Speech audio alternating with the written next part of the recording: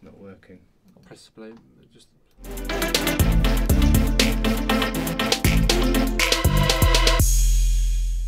Hello, I am Liam MacDonald and welcome to the Solent Sports News Bulletin. Southampton travel to the Vitality Stadium to face Bournemouth this weekend. The two have developed quite a rivalry since the Cherries were promoted to the Premier League in 2015.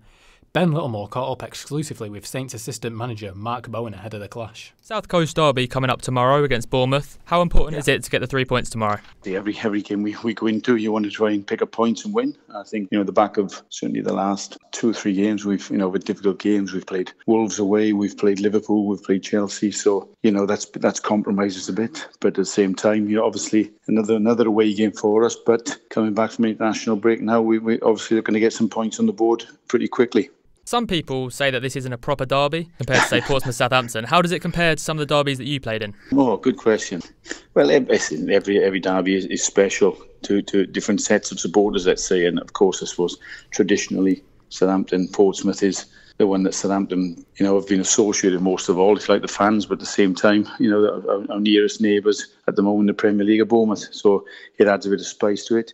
We certainly felt that back into last season when we played them in a must-win game for us at St Mary's and we won the game. And you could feel, you'd feel the tension on the pitch then, but also the fact you could feel the edginess between the two sets of supporters and players. And staff, if you like, everyone did bragging rights, It's been quite, as you say, quite a mixed start to the season for Southampton so far. You've been unlucky in a few games. How is the general morale in the camp? No, it's very good. I think we've got bright players, and obviously the staff, Mark, myself, Eddie, and the other staff of the club. We've been doing this long enough now, over 17 years. In the Premier League, every year in the Premier League. So we're under no illusions. We know when things are, if you like, tough and you're up against it. We know when obviously results show when you're playing well as well, but also you got to have a level head and a bit of calmness about you when results maybe are going against you, but you feel as if you probably deserve more and you're playing well enough to deserve more. And as I say, on top of that, I'll quickly say I thought the home game with Chelsea, the last game, probably the poorest we've played this season. We really disappointed ourselves more than anything else. But I think anybody who went to the Wolves game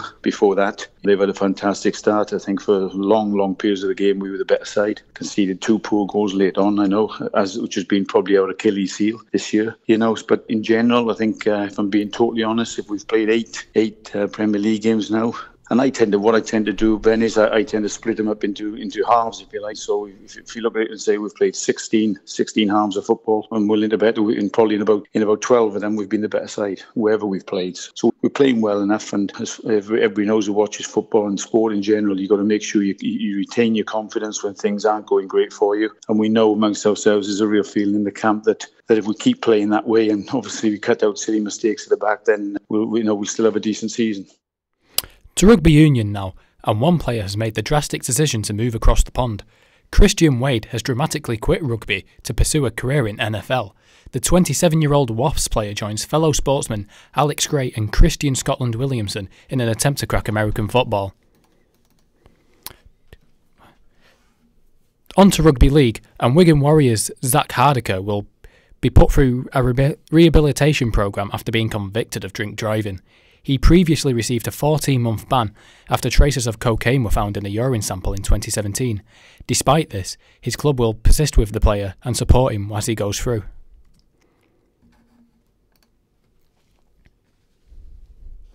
To cricket now, and England have a big test tomorrow in the ODI series.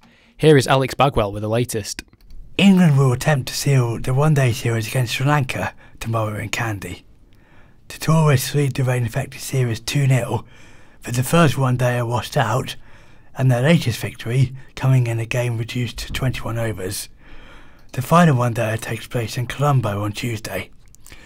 England captain Owen Morgan says that the first 11 is not set in stone. The guys are chomping at the bit not only to play but to get the ball in the hands. So that's great to see. Competition for places is extremely high, which creates a really healthy atmosphere.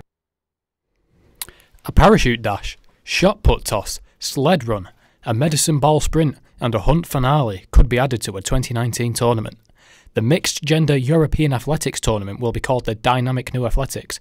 At Southampton Athletics Club, athlete John Tilt gave his views on the event set to be introduced into the sport. I think it provides an interesting way in for athletes, and I think that encourages people to take up the sport is a good thing. I think longer term I would still like them to move to the more traditional events, but if we can keep people occupied and get them off the sofa, then that's a good starting point. News has broken from Wimbledon, with a new format coming for 2019. Final set-tie breaks will be introduced for the first time. The decision comes after the last set between Kevin Anderson and Josh Isner lasted 3 hours at this year's Wimbledon. Both players are certainly in favour of the change. It's tough. I'm a proponent of changing that rule, for sure. I think it needs to be done. In the format that we have right now, especially at slams, I mean, it's not easy. In that setting at the end, I mean, coming through that match, it's obviously I'm ecstatic to be through to the finals, but at the same time, you feel like it should be a draw. I mean, but somebody has to win. Sticking with tennis, and match fixing has crept into the sport.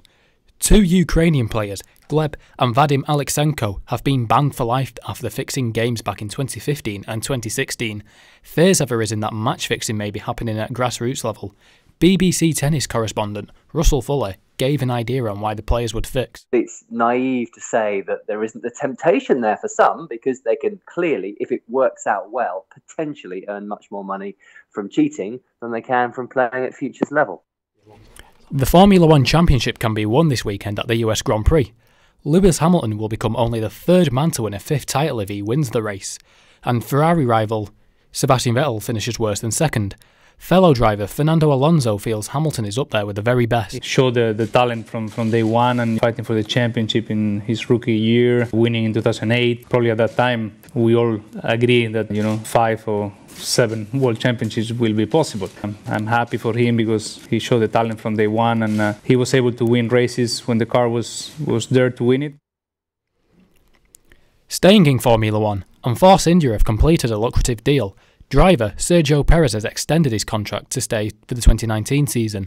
The Mexican has been with the team since 2014 and is currently 7th in this year's standings. This leaves teammate Esteban Ocon without a seat for 2019, who's been replaced by Lance Stroll. It is the FA Cup 4th qualifying round this weekend. National League teams will enter at this stage, looking for a place in the first round proper.